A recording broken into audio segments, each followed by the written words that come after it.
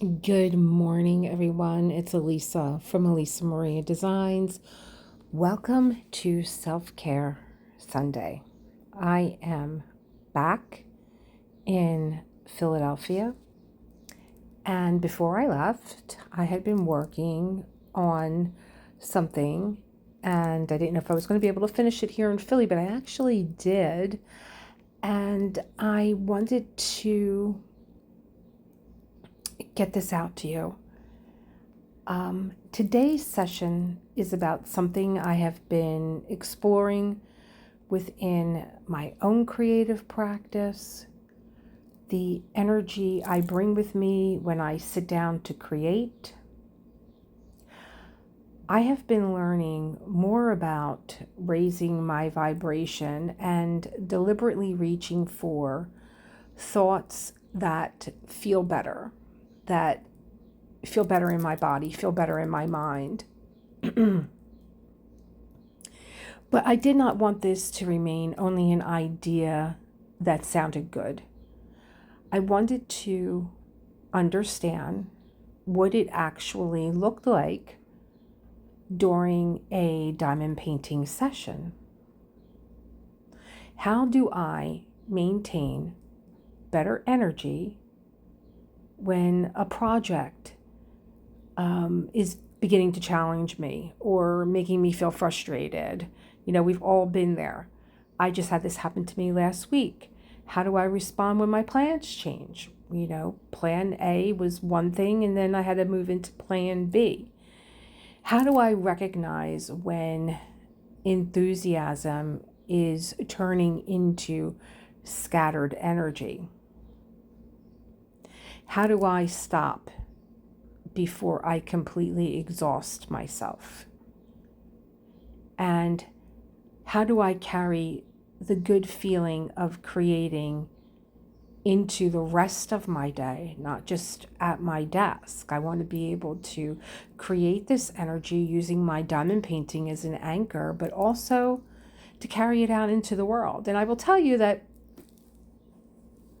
as I work through these questions, creating is one system, but a lot of these questions stem from my own background in yoga, and you'll see as we go through how I break the steps down, how that actually happens.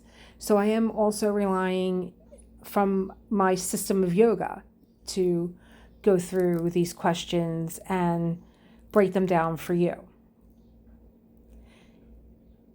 As I worked through these questions, one thought kept returning back to me, and I think I may just change the title that I already have, which is, like raising your vibration when you're creating to your energy is part of the artwork. It very much is part of the artwork.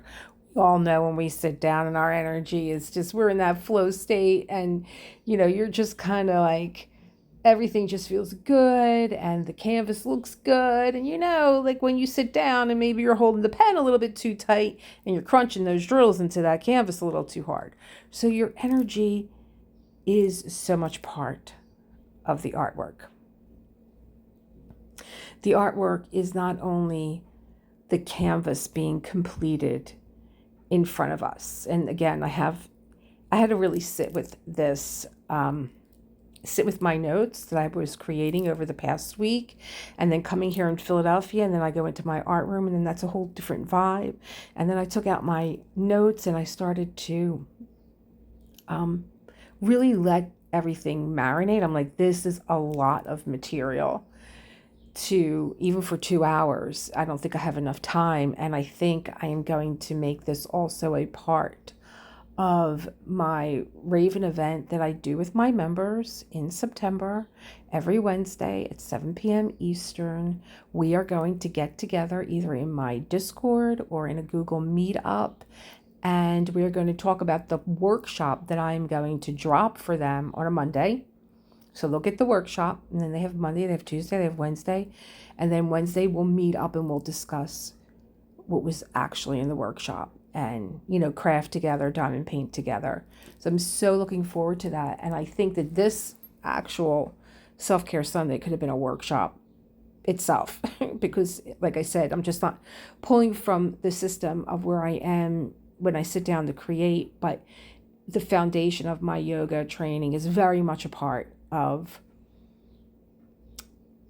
the questions and how I crafted them. So yeah, I was thinking, your energy is part of the artwork. I was thinking that would probably maybe be a good title. I don't want it to confuse anyone. Like, I feel like it makes sense to me because I know where I'm coming from, but will everyone else? So we'll see.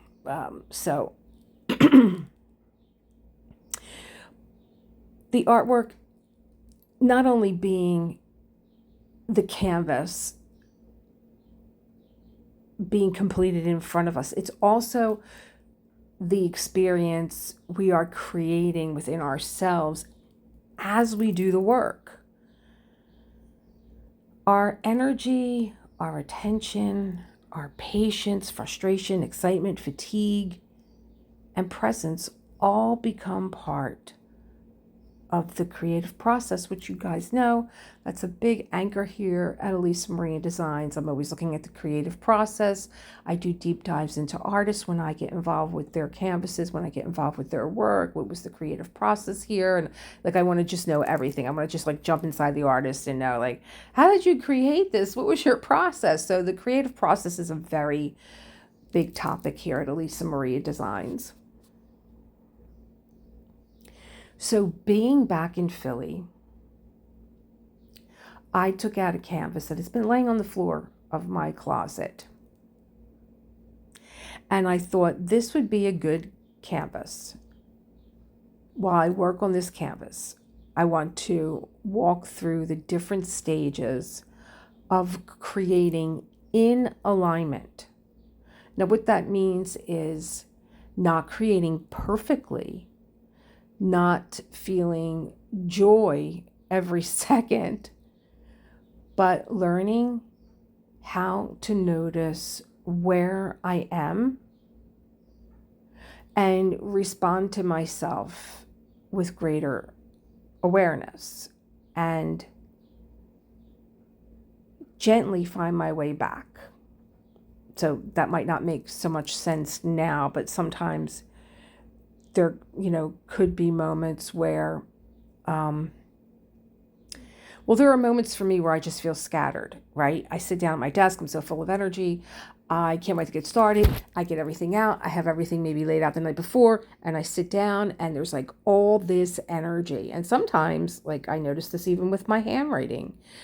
I think faster than I can write, but I know the power of writing. I know what I experience when my hand hits the paper with a pen in it, and the miracles. I mean, I'm not using that word loosely.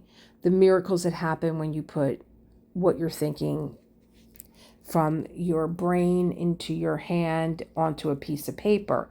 So that's the only reason why I don't say, like someone had said to me, well, you can always just, talk into your phone and it'll create the notes for you. It's not the same thing.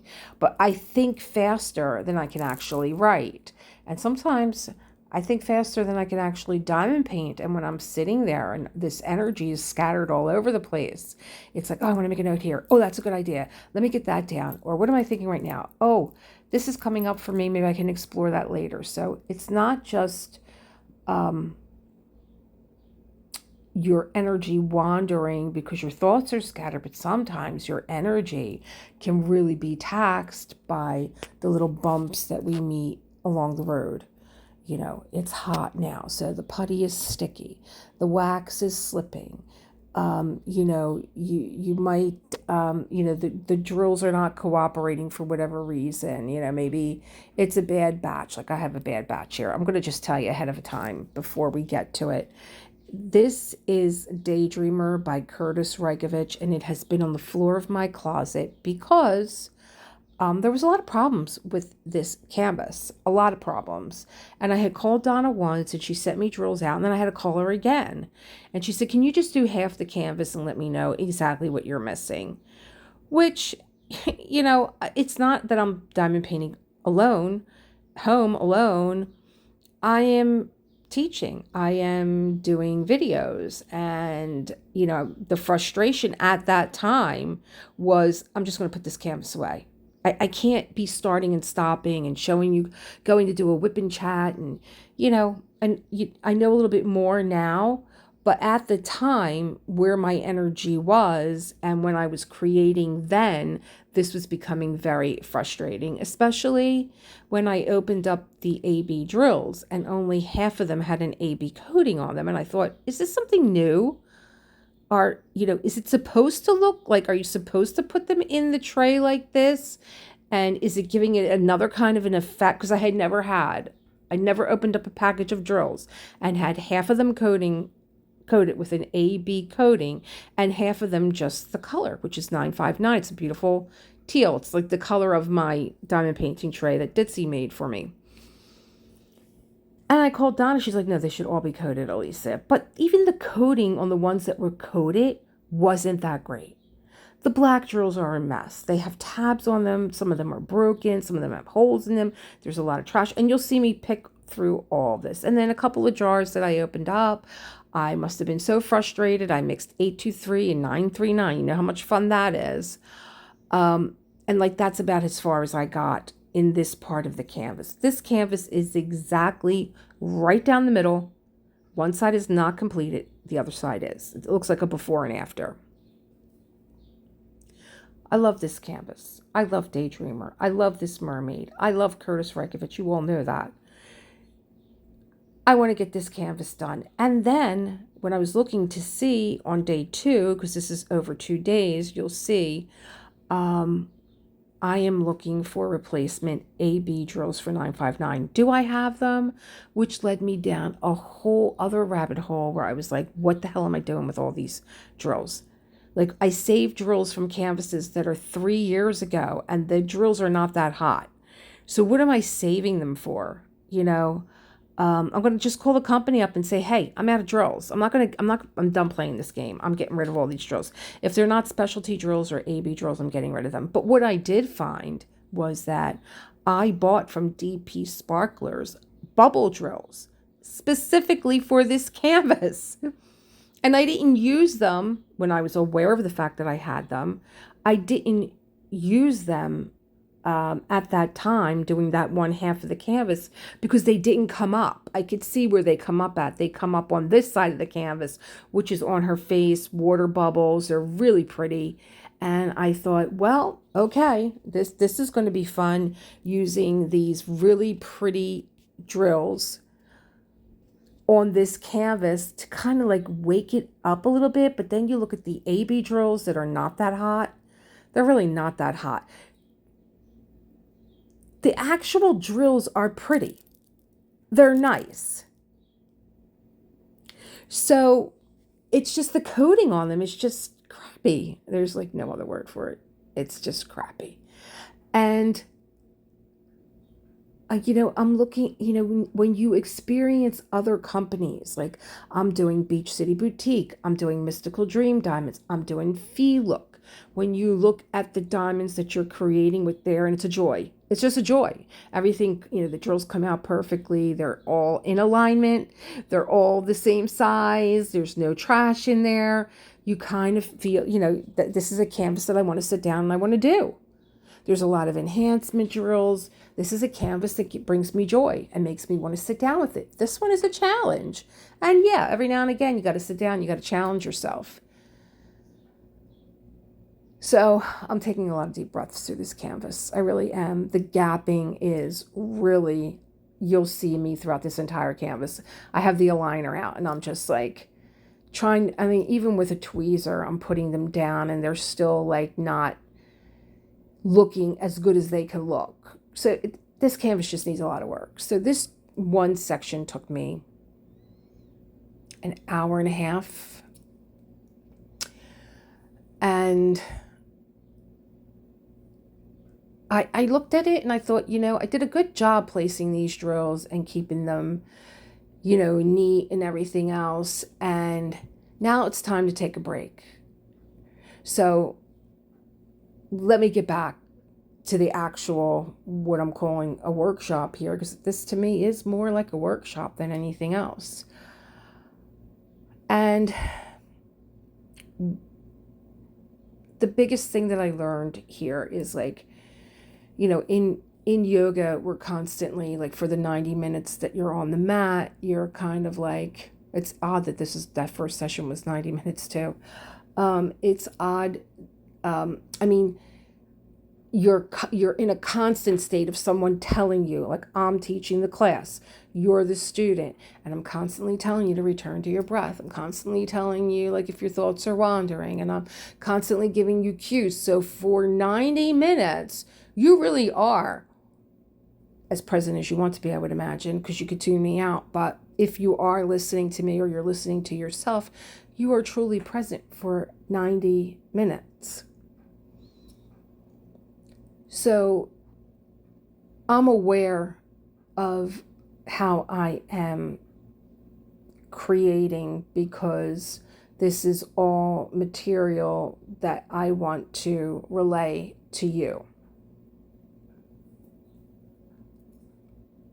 So, step one, and I am going to, I would do the same thing in a yoga class. You arrive at your desk. Well, my desk is now a mat. My canvas is, my mat is now a canvas. So we arrive. Okay. And I think the first step, once you get to your desk, is to begin with where you really are. That would be the first stage in what I learned in this process.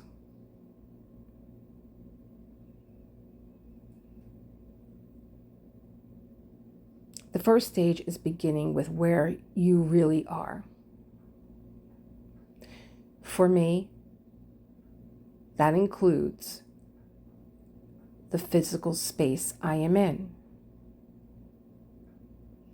I have been going back and forth between the Jersey Shore and my art room at home in Philadelphia, where I am now. At home in Philadelphia, I have a designated art room. My supplies have places. My canvases have places. My lighting and my filming equipment are already set up in a way that feels familiar. At the shore, I do not have one designated place to create. Each time I arrive with time to create, I have to get settled and reacquainted with the space. And I had to do that here in Philadelphia too. To be honest, yesterday I had to get reacquainted with where is everything, because I've taken so much with me to the shore. I need to decide where I am working when I'm at the shore. I need to decide what I need around me, because things are in different rooms. Where I am going to place my canvas in work, and how I can make the space comfortable enough to create. This is a small space. That settling in process affects my energy before I even place the first drill.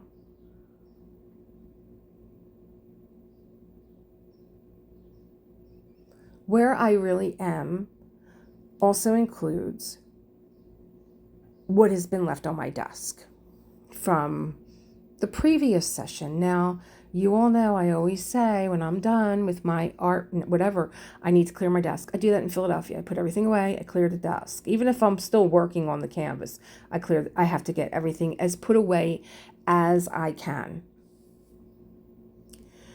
being at the shore, Unbridled Spirit was still lingering because it was the canvas I had worked on during Whip Wednesday. I was very proud of that session because I completed a full 20 by 20 centimeter section. Now I did, I think, a quarter of it with you guys, and then over Wednesday evening into Thursday, I had finished it. And the 20 by 20 centimeter section is the monthly requirement if you're doing the year-long diamond painting event for Year of the Horse 2026. So I get it all done. It's, July 9th, and I'm like, yippee, I'm ahead of the game. July is done. But Year of the Horse is now on pause while Christmas in July continues through July and August. So I worked on a section that really didn't need to be worked on, but I love the canvas. And I was like in a breakthrough area with that canvas. So the next Year of the Horse session will not be until September. Again, on pause, July, August for Christmas in July, and then it's coming back in September. So what I originally considered my July section has now become my completed September section. And, that kind of I didn't put any further thought into it until I was out for a walk and I was thinking about the week. And then I'm always thinking about the Tuesday gathering. What will we be talking about? And what do I want to put on my list as talking points? Not that I ever use my talking points because we always go off on some other tangent. But, if I do a Whip Wednesday or, a Member Monday, like I'm thinking about the fact that, well, this is hilarious. I thought I was ahead of the game in July getting my 20 by 20 section. And then I realized, it really is actually a gift. Always look for that silver lining. I would always say when I was in yoga, I got a pocket full of silver linings. Anybody want one? I'll give you one. And so that was my silver lining that I came to when I was walking. And I love walking. I love walking meditations where it doesn't really, I don't have to have anything to think about. I have enough things to think about, but I'll take a walk and usually always something comes out of it. And that came out of it. I'm like, you know what? This is my silver lining that I did that canvas. And I don't have to worry about it in September when everybody, reconvenes in September because I'm already done. But my September is already very busy. I have the Return of the Raven that I do with my members in September. And I will be working closely with my members and I will be teaching Raven workshops. Completing that section now has already created more space for the season ahead.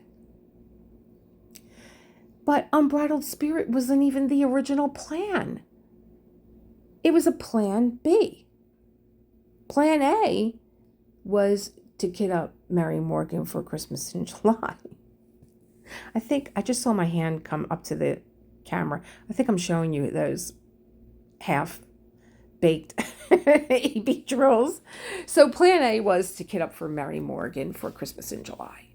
Mary Morgan was gifted to me by Beach City Boutique from Kelly, specifically to become my winter canvas for the event. I accepted the canvas. I wanted to honor that gift, and I had every intention of getting started. But I left the sticker sheet in Philadelphia, or so I thought, because I'm here in Philly and I can't find that sticker sheet. Anyway, I don't want to get off on another tangent. Without that sticker sheet, I could not complete the kitting up. I don't even have a legend on the border of my canvas because I opted not to have one. So I had contacted Kelly and she said, listen, if you ever need a sticker sheet, they're always available on the website. And I'm like, yes, they are. I remember that. They are. But she sent it to me anyway. She took a snapshot and she sent it to me. I did not know I did not know which DMC number represented each symbol. So I could not even begin diamond painting. In that moment, I am a visual learner, and I learned this through my diamond painting. I had an image enter my mind, and the image was a house of cards collapsing. I literally seen just a house of cards, and I saw them just pancake collapse. The plan I had built in my head was suddenly gone. I had already imagined what the session would look like. I knew what I wanted to accomplish. And then one missing item made the entire plan impossible. That moment could have become the reason I did nothing. Instead, I had to begin with where I really was. I did not have what I needed for Mary Morgan, but I did have another canvas, and I had my tools. I had the time, and I had the choice to work with what was available instead of remaining focused on what I had forgotten. Sometimes alignment begins there, not with joy or excitement, but with acceptance. What is true right now? What do I have? What can I do from here? The second stage is to set the intention. Once I accepted the reality of the moment, I could begin reassessing the session. I love what I do, so I was able to redirect myself fairly quickly. But that doesn't mean that there wasn't disappointment. It was July 9th, and I still had not started Christmas in July. There was pressure attached to that. Mary Morgan was a gift. I had accepted it for a specific event, and I felt behind. And then the thoughts begin. It's already July 9th. I should have started by now. I made a commitment. I'm falling behind. The pressure was not about, or only about, a missing sticker sheet. It was about the meaning I was attaching to the delay. I had to separate the fact from the story. The fact was that I had not started Mary Morgan yet. The story was that the delay meant I was failing, being ungrateful, or not honoring the gift. But being delayed is not the same as failing. Adjusting is not the same as abandoning. The project was still going to happen. It simply was not going to happen during that particular session. So, raising my vibration comes with asking myself a better question. I remember this from Tony Robbins: ask a stupid question, get a stupid answer. So ask a better question. What kind of energy do I want to bring into this session I can have? Unbridled spirit seemed like the logical choice. It was already kitted up. I did not have to search for anything. Everything I needed was already there. I loved the canvas, and the section in front of me was much easier than the previous sections. The bottom of that canvas is a lot of confetti, and I was finally out of the weeds. And coming out of that extremely heavy confetti was enticing. And the enhancement drills are always a big motivator for me. I don't know how you guys are feeling, but I feel like the last 3 canvases that I have received are really heavy with enhancements. I don't know if this is something new, but it was a big motivator. They make every section feel more exciting to me. They add something joyful to the experience. So I felt my intention shifted from trying to force the original plan into becoming willing to work with a plan that was available. I began, or I was willing to trust the redirection. And I also became willing to believe that completing the Year of the Horse section now might serve a purpose I could not fully yet see. I do believe that things happen the way that they should and can ultimately serve our greatest purpose. Even though I couldn't see it, it certainly did just that. It made room for the season coming up for me in September. I may not always see the full picture while something is unfolding. I don't think any of us do, but if you just trust the process, sometimes all I can see is the plan collapsing. I mean, I visually saw that. I think it's the first time that I ever had an experience like that, where this picture just came like they say, into your third eye. And I just was like, oh my God, like a deck of cards, just like collapsing. But later, or even for you, maybe later, you recognize that the redirection created space for something else. Even though we think that this is urgent and I got to get this done. Now I'm behind, I'm failing. All that is the story. That's not the fact. Mary Morgan, or Christmas in July, is July through August. I mean, I was panicking. Maybe not so much that I was not getting done, but I wasn't getting done what I thought I should have got done in my own brain. So there's a part of you, like me, I should say there's a part of me, maybe like you, that relies heavily on spirit, relies heavily on this flow state. And then when you do that and you put it into motion, you have to be able to become willing to accept that, no, it's not going to work out the way that you want it to work out. It's going to work out for your greater good that you don't even see unfolding yet. Right? Does that make sense? Did I make everybody confused? But sometimes all I can see is what is collapsing. And then later on, I may recognize that the redirection created space for something else. And I did realize that. My intention became flexible when I went into a plan B.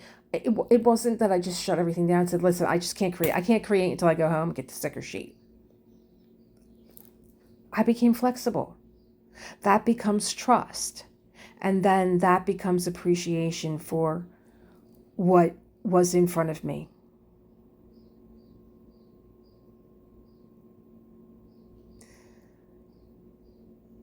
I think something else that was very important that I learned, and this would be the next stage, is that alignment happens in stages. I think it was one of the most helpful realizations for me, is that I may not be able to move instantly from frustration into joy. That is often too large an emotional leap. Just think about it. But here was the realization. I may be able to move from frustration into relief. I did have another canvas. It did have another purpose. From relief, I may become interested. And then from interest, I may move into appreciation. And from appreciation, I may eventually find my joy. So it moves in stages. The movement can look something like this: overwhelmed, relieved, interested, appreciative, and joyful. When I realized I could not work on Mary Morgan, of course, I felt overwhelmed and disappointed. I had a plan. This is why I keep telling you guys, I'll make a plan. But this was a plan. I felt overwhelmed. I felt disappointed. Then I remembered that Unbridled Spirit was available, and then that brought relief. I did not have to abandon my creative session because the plan changed. I only had to change direction, redirect. And then I became interested. I started thinking about the section I could complete. I realized that getting it done now, well, I didn't realize it now because I didn't realize until after I did the section that I didn't really need to get it done until September. But it unfolded that it did work for my greater good because it's going to make September easier for me. And then that becomes the appreciation. I appreciated that the canvas was already kitted up. I appreciated that the section was easier. I appreciated that the enhancement drills were waiting for me. I appreciated that I could still use the time meaningfully and be creative, which is important to me. And then eventually I felt joyful and proud of what I completed. That is important because so many of us believe that we have failed if we cannot immediately make ourselves feel positive. But relief is progress. Interest is progress. Curiosity is progress. We do not need, nor do I think that we could accomplish, demanding joy from ourselves. And I do think that the better question is simply, what thought would bring me a little relief? And I just explained to you how. Asking that question did bring me relief. I have another canvas. It has a lot of enhancements. You know, it's a progress. It's progress. And then you eventually get to take a breath, breathe in, breathe out. I said that continuously during my teaching of yoga. Breathe in, everybody breathe in. And everybody breathe out.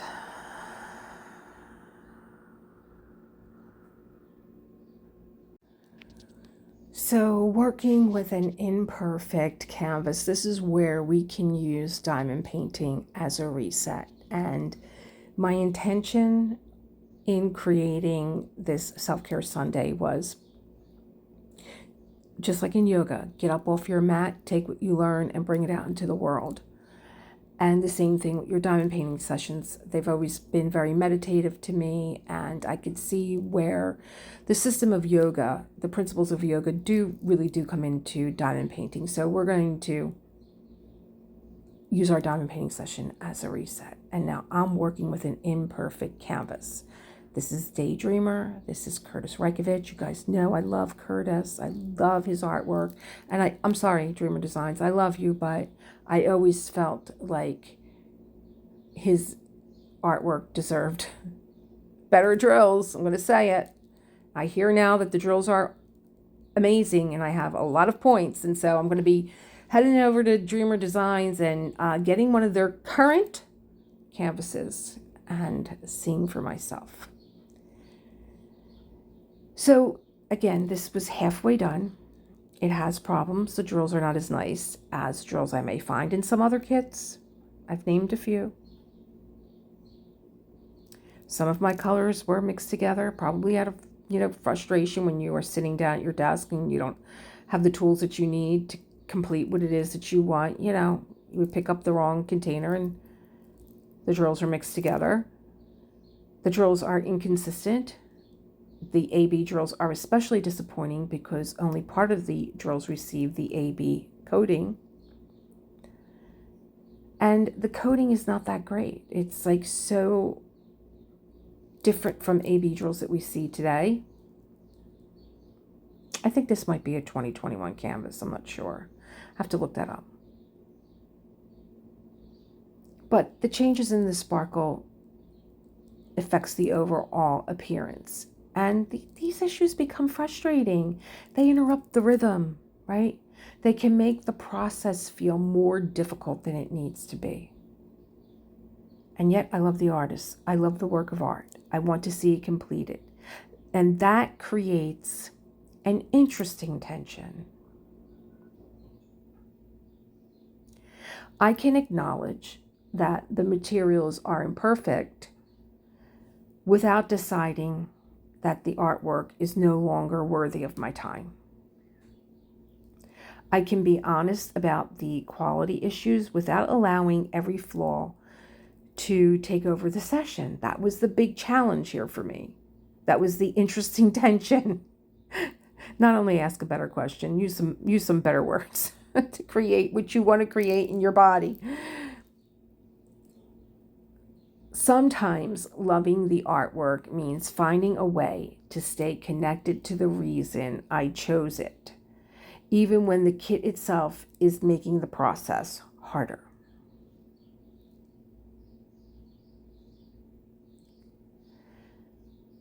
I don't need to pretend the drills are wonderful. And I don't need to deny the frustration. Alignment is not dishonesty. Alignment is being truthful about what is wrong while deciding where I want to place most of my attention. So you can say something like, these drills are inconsistent, and I still love the artwork. The A-B coding is disappointing, and I still want to see the artist's image come to life. The project is taking more patience than I expected, and I am still willing to continue. Both things can be true, is what I'm trying to say.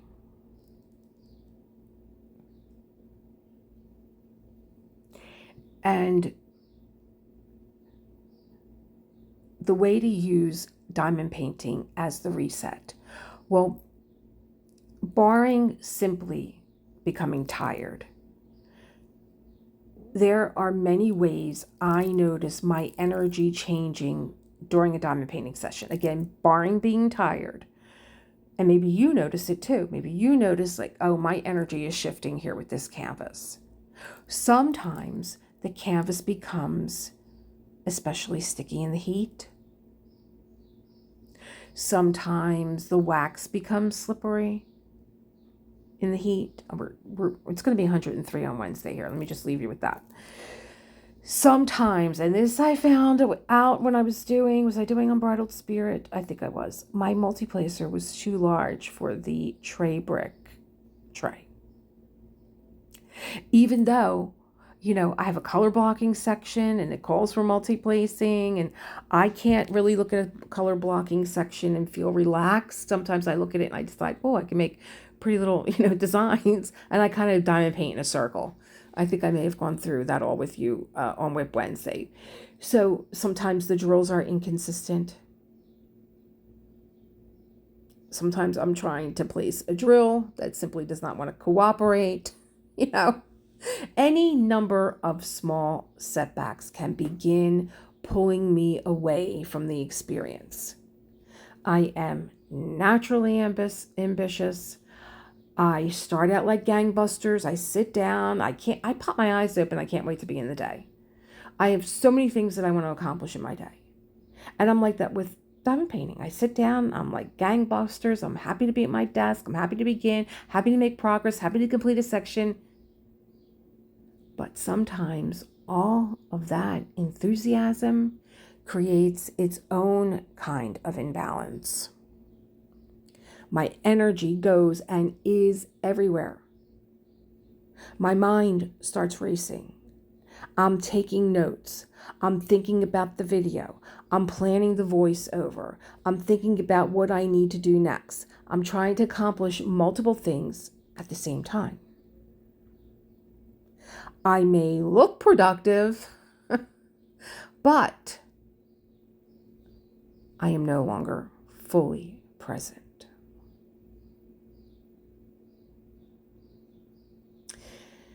That is when I need to slow my mind down before I burn out. I've taken so many lessons with me getting up from my desk, getting up from my canvas, the same way I took so many lessons with me when I got up from my mat. And here's what the reset is. Number 1, notice. Number 2, breathe. Number 3, redirect. And lastly, appreciate. So first, notice. Are you frustrated? Are you rushing? For me, am I mentally 10 steps ahead of my hands? Am I trying to force a tool to work when it is clearly not working, like a large multiplacer and a small tray brick? Am I creating, or am I trying to conquer the canvas? That's when I stop. That's when I breathe. That's when I loosen my grip on the pen. I relax my shoulders, because I guarantee your shoulders are up into your ears. They like to hang out there. I guarantee you're clenching your jaw. I allow myself one slow breath. In through the nose, hold it for a second. Sigh. Then I redirect. And how I redirect is I come back to one symbol, one color, one tray. Now, right now, I have my art dot trays out. I have multiple trays out, and they're marked with my China marker. So it's, again, coming back, one symbol, one color, one tray, one drill. I do not need to solve the entire project, the entire canvas. I only need to return to the next small action.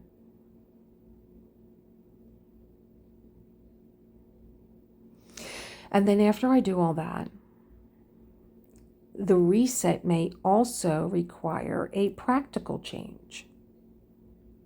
Replace the wax. Get a smaller multiplacer. I'm still cracking up after that, about that, because I was trying to put a large multiplacer in a small tray brick. I may need to single place for a while, pick up the tweezer. I may need to remove a poorly shaped drill. I may need to move to another section.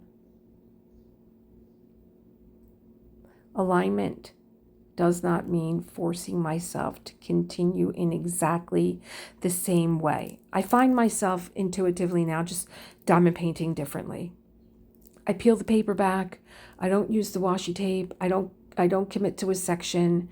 I don't use a cover minder. I just pull it back. I take something, I put something on top of it so that it doesn't, flat back down in my face and be in my way.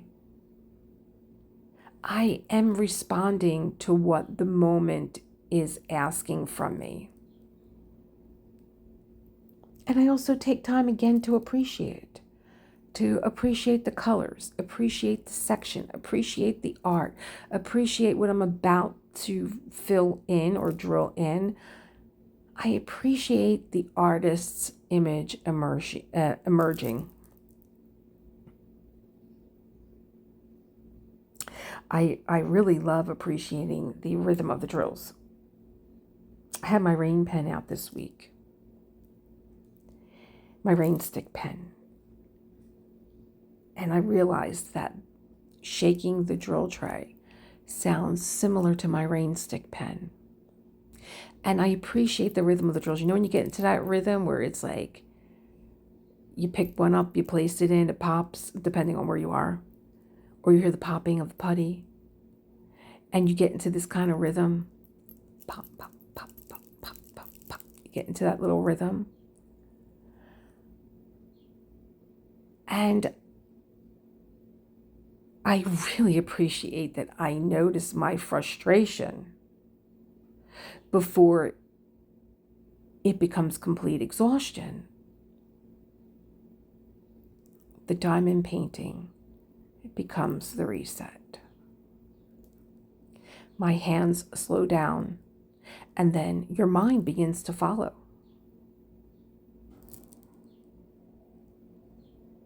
And the lesson is not to dim your excitement. It is to give that excitement somewhere steady to land.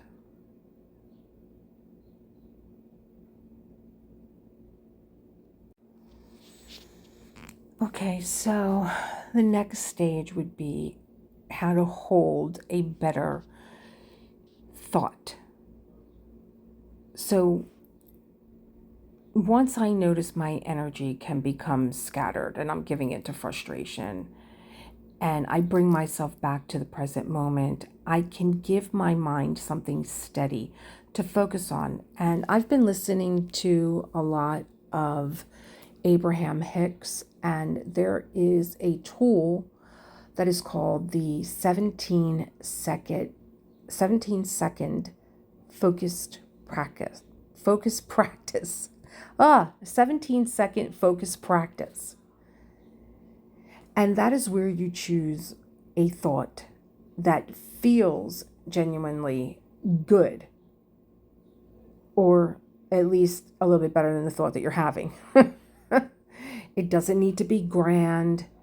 It only needs to feel believable. So it could be something like, I am grateful that creating gives me a way to return to myself. That's the way I feel. Because diamond painting is like meditation to me. And then I stay with that thought for a few moments. And then I might piggyback on another thought, like, I enjoy watching this section come together. I love working with my hands. I don't have to rush. And a big one, I am allowed to be here without thinking about everything else. That's one that I used to use in yoga all the time. You know, I carved out this time for myself. I'm allowed to be here. I don't need to think about everything else. Will be waiting for me when I get up from my practice. And when I get up from my practice, I might want to pick that thought up, or I might just want to leave it here. I have everything I need for this moment. And so as I continue placing drills, I let one good feeling, thought, lead naturally into another. So what is the purpose? So the purpose is not to pretend that frustration never happened, but the purpose is to stop giving the frustration all of our attention. Because we can get up from a diamond painting session and be like, oh, I knocked over my drills. Where attention goes, energy follows. So for these few moments, I deliberately place my attention on something that feels calming, something that feels steady, something that feels appreciative. The drill in my pen becomes an anchor. The tray becomes an anchor. The color becomes an anchor. The thought becomes an anchor. I'm not asking myself to leap into joy. I'm just simply holding a better feeling thought, long enough, the 17-second rule, to give my energy a chance to shift. And you can look into that. I haven't looked into that practice of the 17-second thought. I've read about it here and there, or I've heard about it in different Abraham Hicks YouTube videos that I'm listening to. But you can look that up.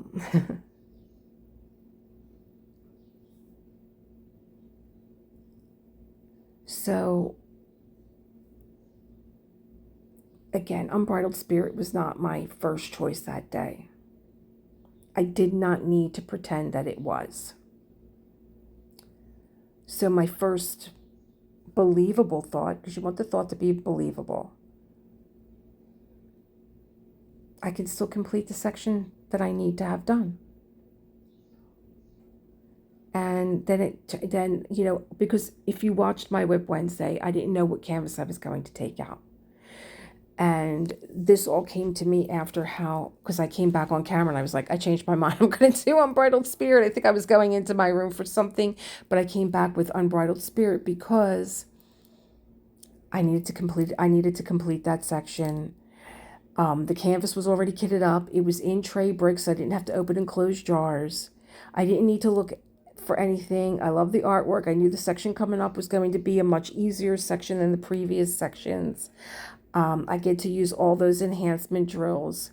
And so one better feeling thought led to another. I didn't have to force myself to love Plan B. I just had to look for the next thought that made Plan B feel a little bit better and get myself out of the frustration of not having what I needed for Plan A. And certainly when I sat down today with a canvas that is difficult, the drills are not ideal, but I keep thinking, I love the artist. I still enjoy the image. I have already completed half of the canvas. Every drill I place moves me and the artwork forward. And I am capable of working patiently. I can replace drills that are poor. You saw me looking for, have you seen that part yet? Have you seen me looking for my AB drills yet? I don't think so. But I do. I go on a hunt for looking for AB drills that are better. I could enjoy the colors even when the materials are inconsistent.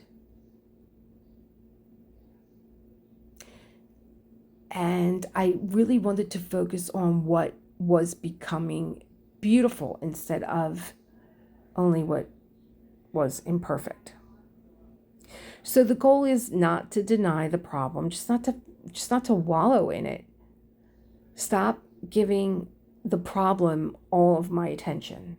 Again, where the attention goes, the energy flows, and I wanted to have a better feeling thought to become my anchor. Like, just move that out of the way. Okay. So all the AB drills are not coded. I might have AB drills somewhere in my stash. You know. Yeah, the drill space is, a lot of gapping, but I have an aligner. I love this aligner. I love this aligner from Art Dot, and I can fix my drills and make them look as good. Let me turn off the light pad, and I'll show you all this at the end of the diamond painting session. Hold a better thought. Hold a better thought. I don't know why it's 17 seconds though. I really should have looked into that, but there, like I said, there was a lot to marinate on in this workshop that I got together, because it definitely is a workshop, and I'm definitely going to expand even further with this topic, because I still have so many notes that I had to just crop out, or we would have been here for like 6 hours, that I will be making this a part of the Raven Returns in September with my members. And you can join for September if you like.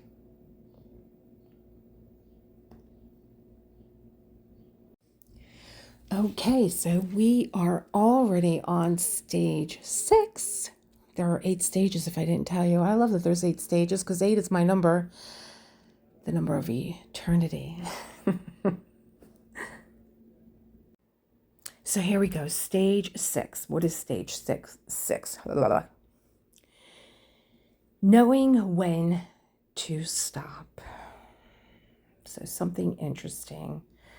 Something very telling happened while I was recording myself working on Unbridled Spirit on Whip Wednesday, Plan B. I placed about 10 drills in the wrong section. Now, this is one of those things that happens that can make you feel frustrated. You have to stop what you're doing. The rhythm breaks. You got to go and take them off. It was only about 10 drills. And I caught the mistake fairly quickly. But even more quickly, I immediately knew why it happened. I was tired. More importantly, I knew I was tired. And I was not honoring it. I literally said into the camera to my audience, this is happening because I am getting tired and I am not stopping. And I realized when I said it, it kind of sounded like, it didn't sound like that. It sounded like, yeah, I'm getting tired and I'm not stopping. It sounded like I was just going to, but really what I meant was, I'm getting tired and I'm not stopping and I really need to. That mistake was not random. It was information. My concentration had shifted. My eyes were tired. My attention was no longer as steady as it had been earlier in the session.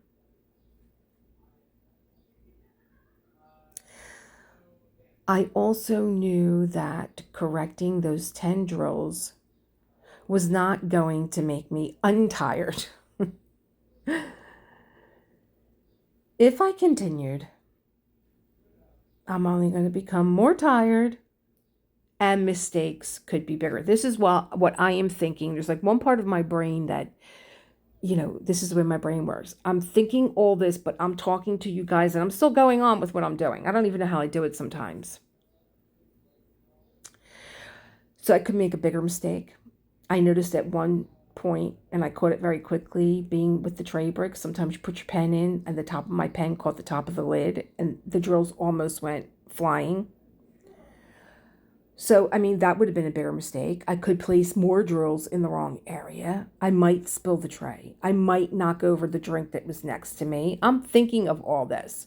I might stop paying attention to everything around me, the drink, the supplies, or other things around me. There is a point, and I have to honor this, and it's a practice for me, when continuing is no longer productive, even though we are technically still working. And the truth is, I know better. I know better, and I was ignoring what I know. That is an important distinction, because sometimes we do not need more information. We already know what our body and mind are asking for. The challenge, at least for me, is whether we are willing to listen. I want to keep going because I enjoy myself. So I really sat down with this, like, why do I always deny sleep? Why? Even when I go to bed at night, I'm staring through my eyelids. But when I'm doing something like diamond painting, I'm enjoying myself. I don't want to, it's like, Mom, I don't want to come in, I don't want to come in now, it's like you're tired. You need to, you need to take a bath, you need to get ready for bed, Goes back. We're all those little brats. We're still those little brats. I might want to finish. That might be another reason why I don't want to stop. I might want to, even though we're technically working, I might want to hold on to the momentum. But I had to tell myself, you can stop now. You can go and rest. And then you could come back refreshed and pick up exactly where you left off.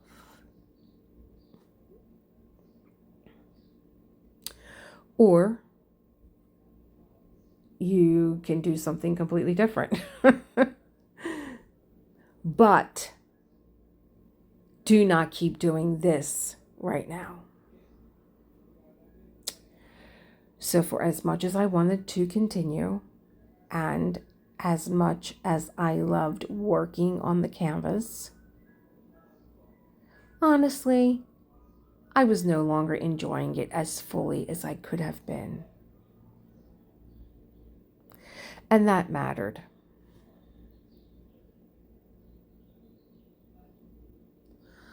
Stopping did not mean I had failed. Again, that word kept coming back to me, that I didn't fail to complete the session. The same way I didn't fail to honor what I told Kelly at Beach City Boutique. I didn't fail because I was delayed. Stopping was the most aligned decision I can make in that moment. Because it protected the canvas. It protected my tools. And it protected my energy. But most important to me, and this is where I was like, okay, I'm listening to Spirit. It protected my relationship with something very important to me, and that is the creative process. Had I forced myself to continue, I may have ended the session even more frustrated, depleted, burnt out, or upset over a much larger mistake. And this was a discussion that I had, and I'm sure it was somewhere buried in my brain, with one of my members. Hi, Min. Hi, Min. Min and I had a really good discussion on pausing. I gave myself permission to pause.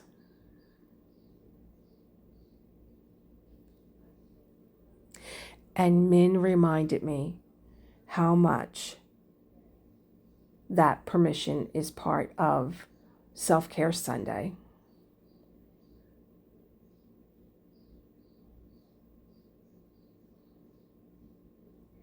We often believe discipline means pushing through.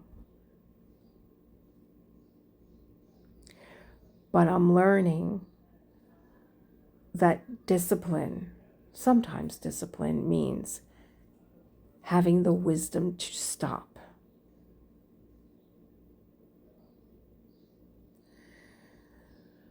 So the question is not only, can I keep going?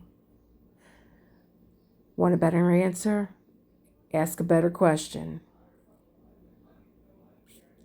Would continuing honor me right now?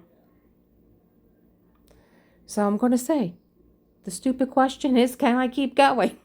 Now, I'm tired, but can I keep going? Will I get that second win? Maybe I'll just go get another cup of coffee and really push myself into the outer limits. The better question, when you are looking to raise your vibration, keep your energy be in alignment with whatever it is that you are doing. Would continuing honor me right now?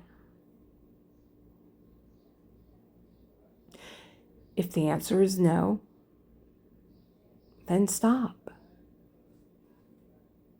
Stopping is not giving up.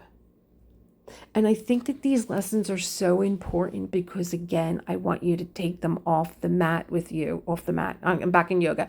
I want you to take them off the canvas with you. My canvas has become my yoga mat. Take them with you. There's so many things in real life where we're like, can I just keep going? Can I get through this? And your soul, your spirit, think of your little spirit inside your body. That little light that is just screaming, please stop. I need to rest. And take that with you. Stopping is listening. Stopping is trusting that the canvas will still be there when you return. And then you can decide once you've rested. You may not want to. Might be, hey, I want to do something else. Stopping is choosing to come back when I can give the experience the attention and enjoyment that it deserves. And really, that's another thing that really anchors me. I'm like, you know what? You can push through this. Anybody can push through anything, right? If we tell ourselves we can do it, we can do it. We can do it. Sometimes you need to push through. But I think of myself resting and I think, oh God, you're going to come back to this chair, to this desk, and you're going to have so much energy and you're going to feel so much joy and enjoyment. Don't you want to feel that? Go rest. Go lay down. Go lay down. I think all of us just need to lay down more often. Just lay down. Go take a nap. Self-care is not always finishing. Sometimes self-care is stopping while you feel or while you still feel connected to the work. So a useful progression for this stage could be energized, you're focused, scattered, frustration, depleted. The goal is to stop somewhere around focused or slightly tired before you reach depleted. You could introduce it something like this. And this is from my own journal. One of the hardest things for me is stopping when I am still enjoying myself. I often want to keep going because I am finally in that flow state. I'm making progress and I can see the finish line. But if I keep pushing after my energy is changed, I can leave the desk drained instead of satisfied.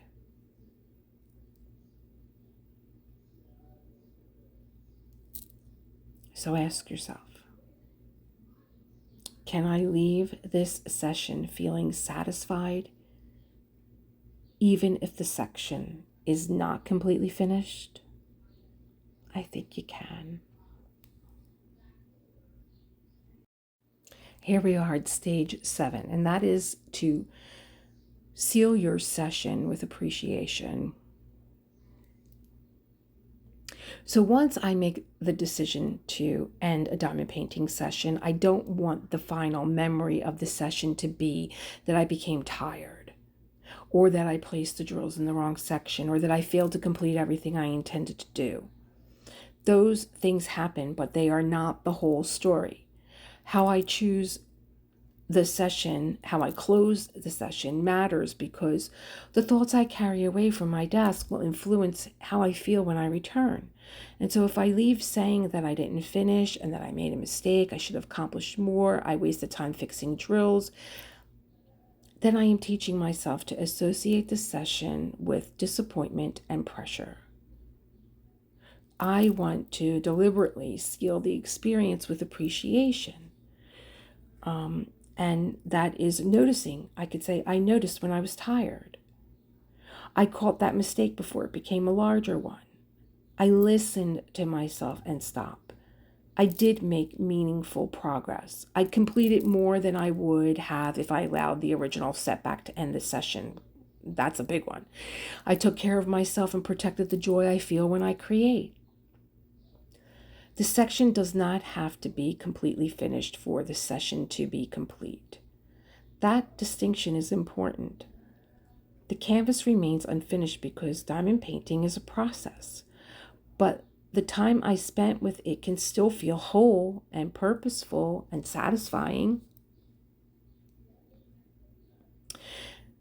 I am teaching myself to ask myself 3 questions at least when I end a session.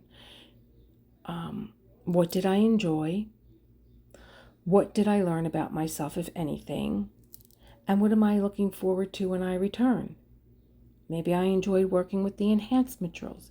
Maybe I learned that my mistakes increase when I ignore fatigue.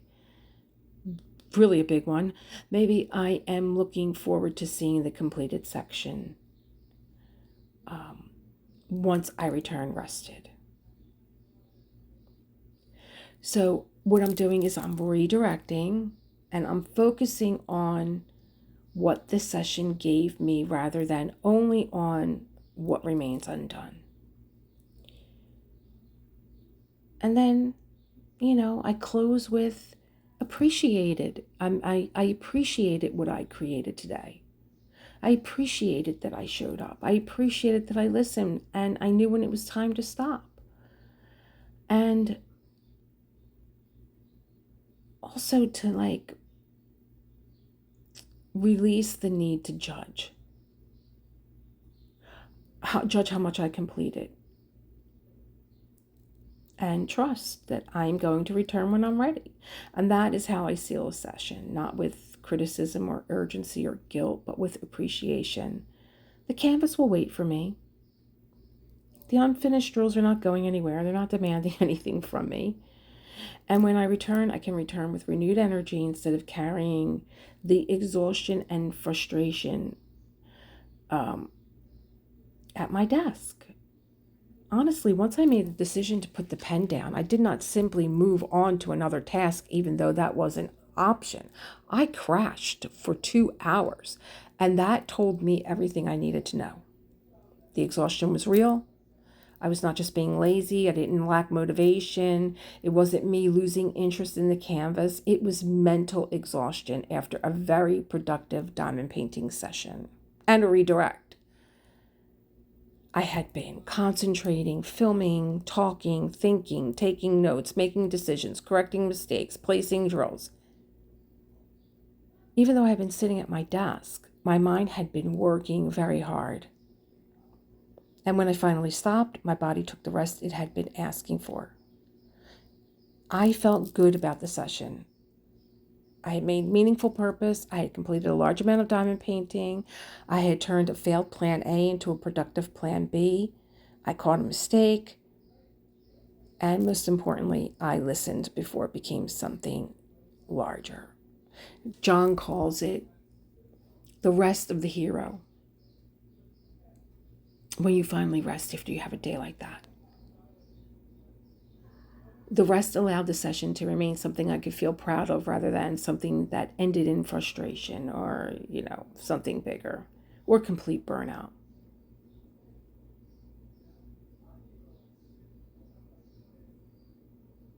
Rest is not what happens after productivity because I have run out of strength. Rest is an essential part of the creative process. It restores my concentration. It protects my enjoyment. It gives my mind time to settle. It allows me to return to the canvas refreshed, excited, and not resentful.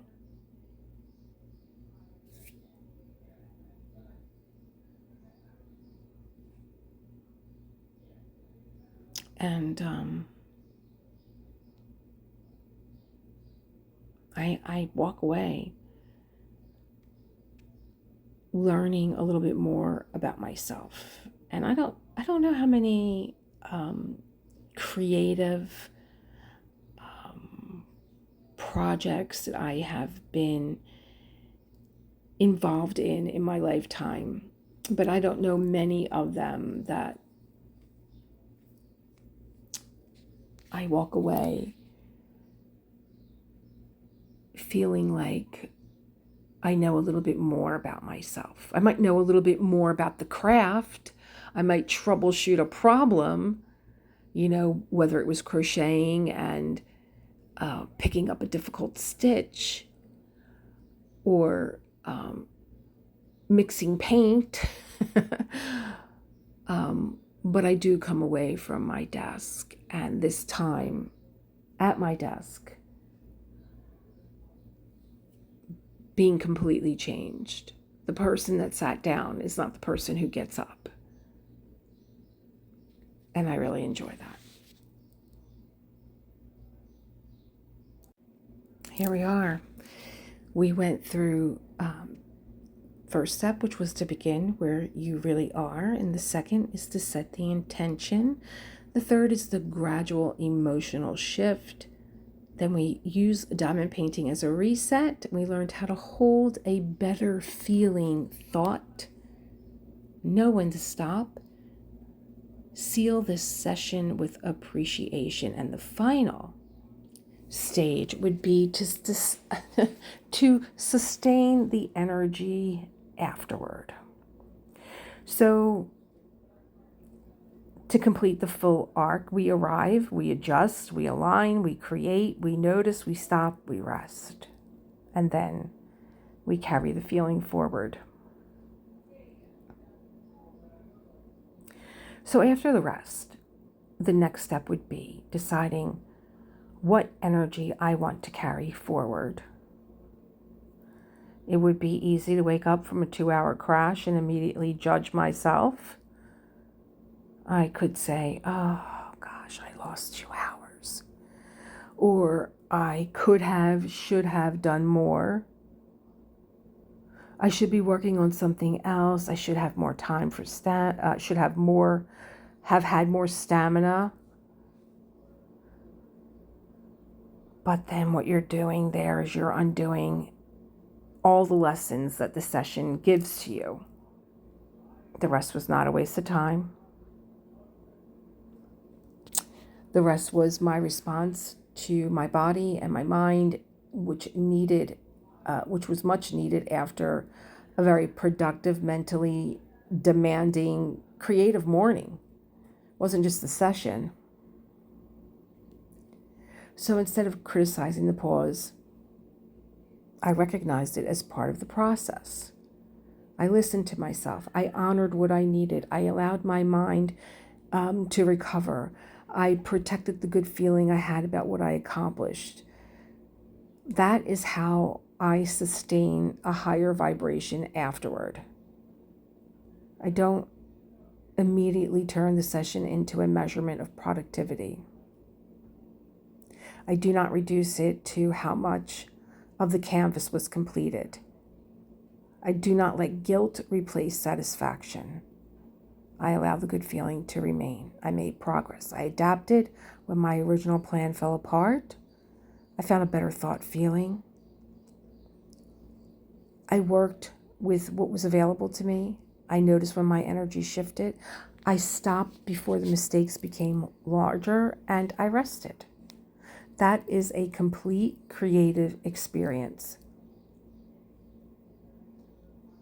Sustaining the energy also means being mindful of what I do next.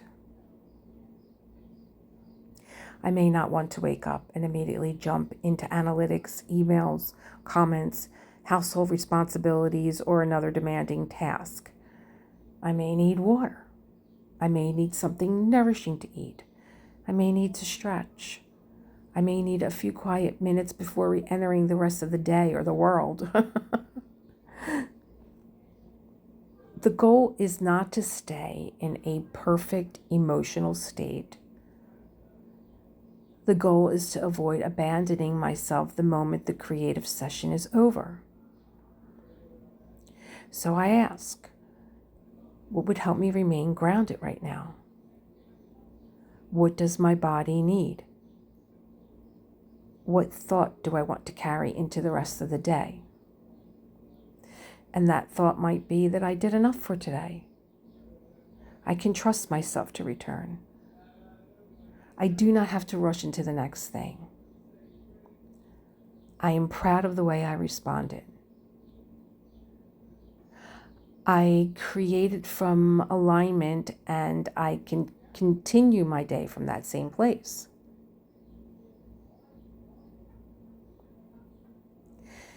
And this is also where I release the outcome. I do not need to decide immediately whether the footage was good enough. I do not need to evaluate whether the session will become a successful video. I do not need to know how anyone else will receive it. The value of this session already exists. It existed in the moment I chose flexibility over frustration. It existed in the moment I returned to one drill at a time. It existed in the moment I recognized my fatigue. It existed in the moment I put the pen down.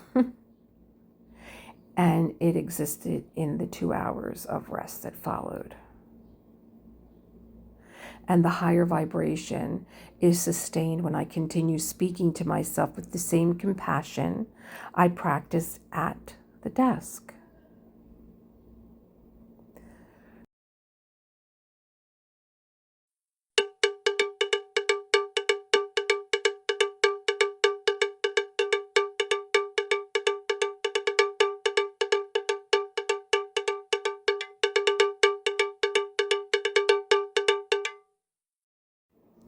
So instead of thinking that I should be doing more, I changed that to, you listened well. Instead of thinking that I fell behind, I changed that to, you adjusted. And instead of saying, you stopped too soon, change that to, you stopped at the right time. The creative session might be over, but the self-care continues in the way I interpret what happened. I can carry forward the satisfaction. I can carry forward the gratitude. I can carry forward the trust. And when I return to the canvas, I do not return carrying guilt, pressure, or unfinished business. I return knowing that the canvas waited for me. I rested, I recovered, and I am ready to begin again. The full practice becomes to arrive honestly, accept what changed, choose a better feeling thought, create with presence, notice when energy shifts, stop when the moment asks you to stop, rest without guilt, and carry the good feeling forward. This is how I create a higher vibration.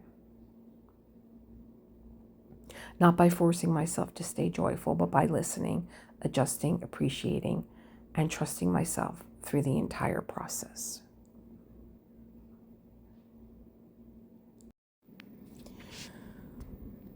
So, in closing, I began this Self-Care Sunday lesson, exercise, workshop, whatever you want to call it, believing I was creating a lesson for my audience. But as I worked through each stage, I realized I was also creating a greater awareness for myself.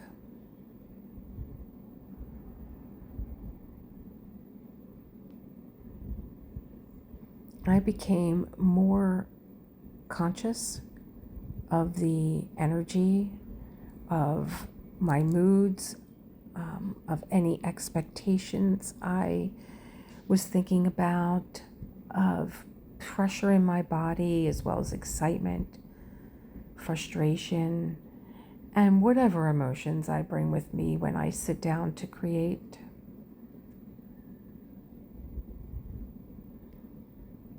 I noticed how quickly enthusiasm can become scattered.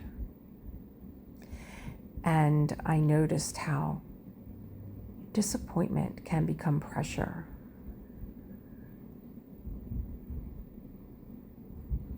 I noticed how a small mistake can become information, like being tired. And I noticed that rest is not the opposite of creativity. Sometimes rest is what protects it.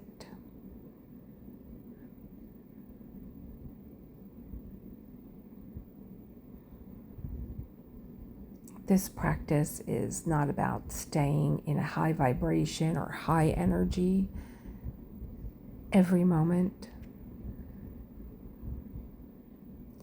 It's more about noticing, or maybe exclusively about noticing, when I have moved away from myself and knowing how to return.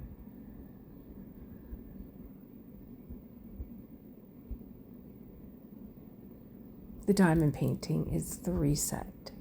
The canvas gives me something beautiful to work on.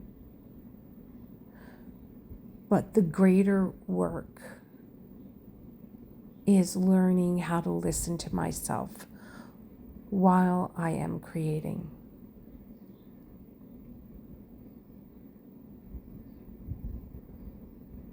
That is the real self-care.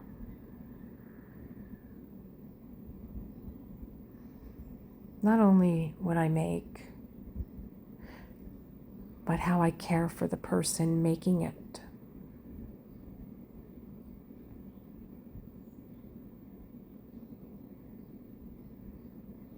As I moved through these exercises, I also began to realize that these principles are so similar to the principles I already use in yoga.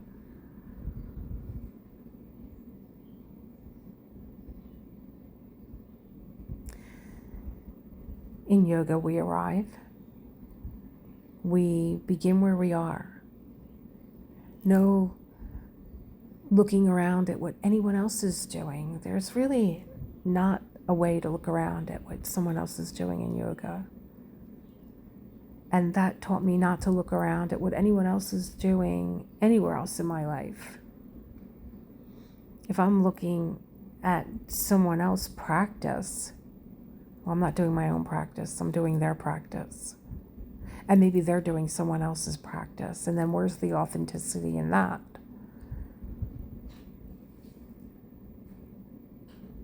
We notice the body, the breath, and the mind without immediately trying to change them.